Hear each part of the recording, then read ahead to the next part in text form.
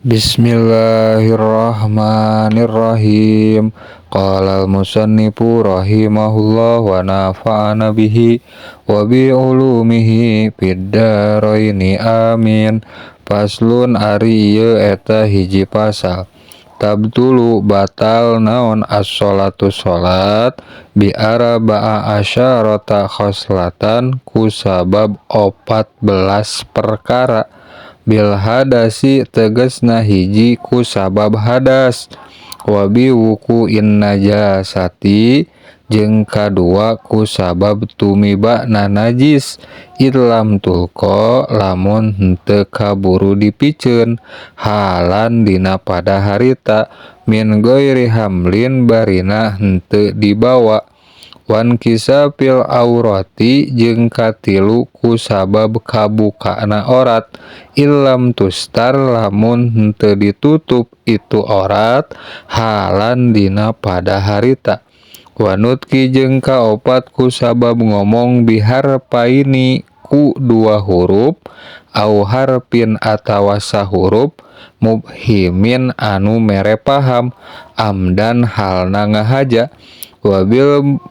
Wabil mubtiri jeung kalima ku sabab anu ngabatalkeun puasa amdan halna bari ngahaja. Wal akli jeung kagenep ku sabab dahar al kasiri anu loba nasian halna anu poho.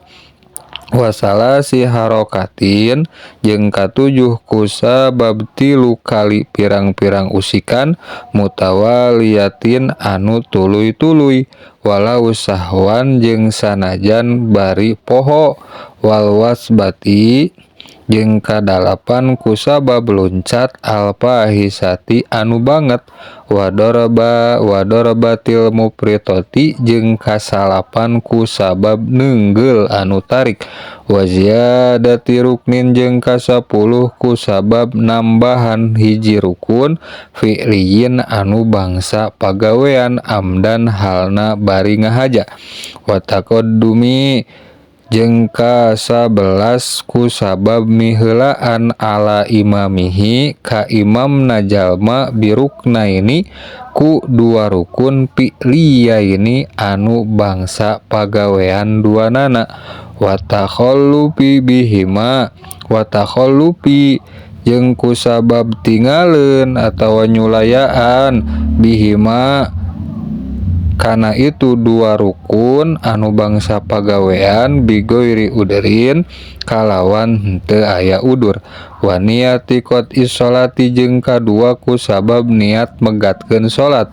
Wa ta'liqi qot'iha jeung ka-13 ku sabab nyantelkeun megatkeun kana itu salat bisyai'in ku hiji perkara.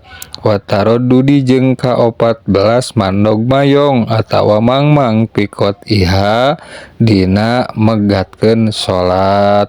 Wallahu a'lam bishawab.